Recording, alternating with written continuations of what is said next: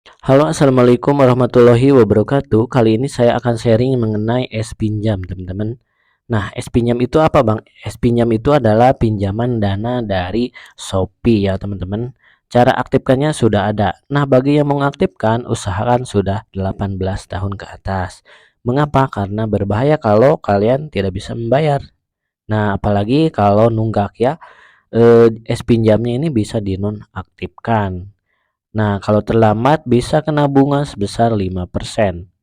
Kalau misalkan 5% itu sampai lunas ya, teman-teman. Ini pengalaman saya cerita dulu ya. Minjam 2022 itu bulan Agustus. Nah, karena ada yang terdesak, Desember mengajukan lagi. Terus Februari, Juni, Agustus, September, Oktober. Ini hampir tiap bulan, teman-teman, saya mengajukan ya.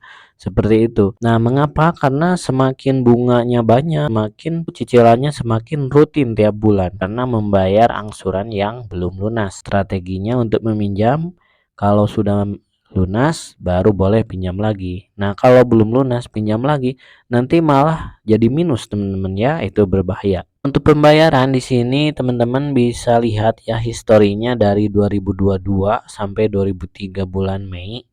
Ini sudah dibayar ya. Kalian bisa totalkan berapa nih. Yang ini belum lunas ya, sekali lagi. Nah, menurut saya ingin segera melunasi ya, teman-teman, biar tenang. Mengapa? Karena cicilan yang pinjam ini kalau udah ketagihan sekali maka bakal ketagihan terus, teman-teman ya. Mengapa? Karena seiring dengan nomor satu, kebutuhan tidak tertutupi. Nomor dua, ya kalian mungkin gajinya turun. Nomor tiga, cicilannya makin banyak. Dan nomor empat, bunganya makin banyak. Alhasil nanti malah eh, jebol ya. Ya maksudnya di jebol ini tidak terbayar. Nah, itu sangat berbahaya ya. Jadi usahakan kalian udah 18 tahun ke atas. Kalau gajinya udah 5 juta ataupun 3 juta, kalian jangan sekali-kali berani minjam 2 kali ya. Ya minjamnya itu 1 kali yang tenor berapa bulan, yang penting minjamnya itu di bawah 3 juta, yaitu 1.500.000 kalau gaji kalian 3 juta. Seperti itu hitung-hitungannya ya biar kalian tahu nih. Contoh saya di sini gajinya 3 juta tambah sampingan lagi ya 2 juta lah dikatakan seperti itu. Saya untuk memberanikan meminjam ya. Nah, karena Oktober belum lunas, butuh uang, pinjam lagi September, pinjam lagi Agustus, pinjamnya lagi bulan Juni. Maksudnya Juni, Agustus, September, Oktober. Jadi tiap bulan hampir minjam nih. Nah, mengapa? Karena pusing untuk membayar, teman-teman ya. Nah, pusing untuk membayar, sedangkan limit di sini menawari terus limitnya nih. Kalau ajukan lagi ini bisa, teman-teman ya. Saya ajukan lagi nih.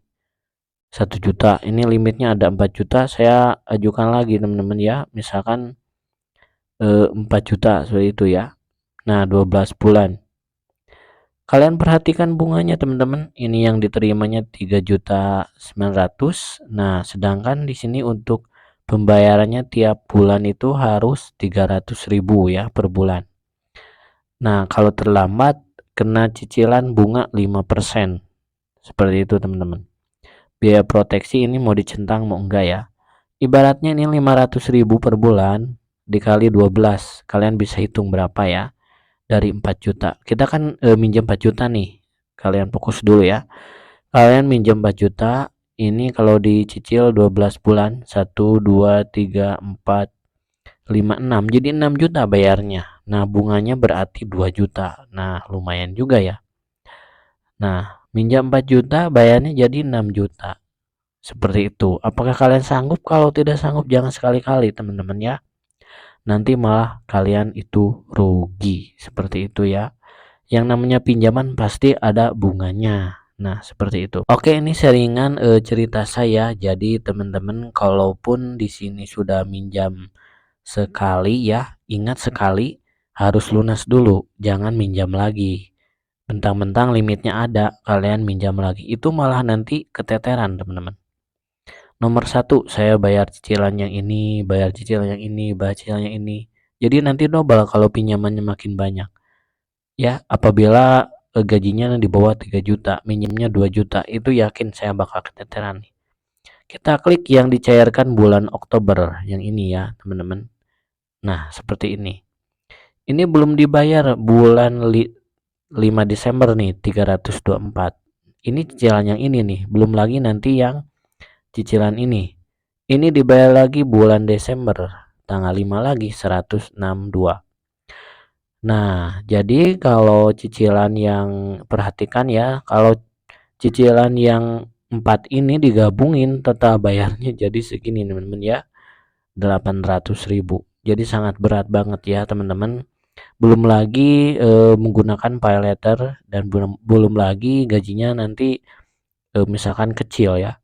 Nah, otomatis untuk pembayaran 5 Desember ini pastikan kalian sudah ada uangnya dan mampu untuk membayar, yaitu tanggal 29 ataupun 30 sudah lunas seperti itu.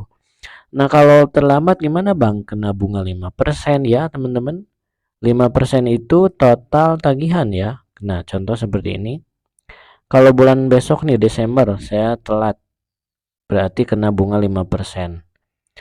Nah, besoknya tidak telat, tetap kena 5% teman-teman. Jadi kalau sudah kena 5% yang ini, maka ini juga bakalan kena 5%.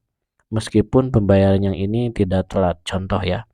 Karena awalnya telat sebulan yang ini aja. Kalau ini semuanya sudah lunas, baru yang 5% itu bisa dihapuskan teman-teman, seperti itu. Nah, jadi dipikir-pikir terlebih dahulu ya, kalau misalkan mau mencicil handphone, udah ada fitur cicilan handphone di menu pay letter di sebelah sini, pastikan kalian menyadarinya dan untuk bunganya berapa.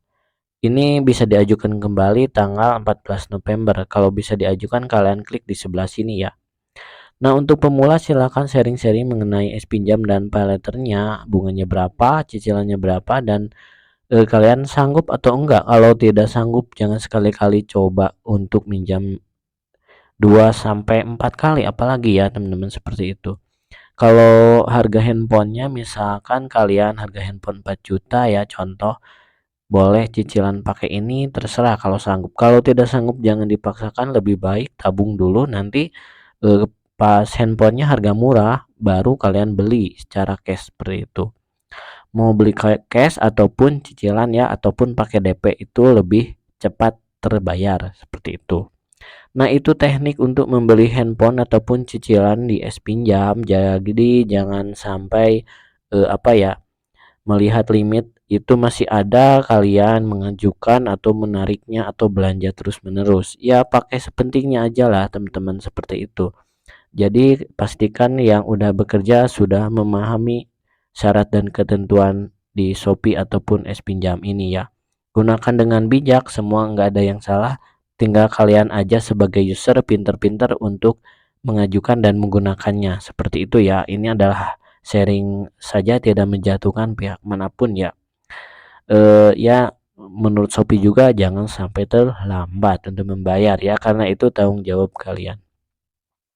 Oke, terima kasih. Assalamualaikum warahmatullahi wabarakatuh.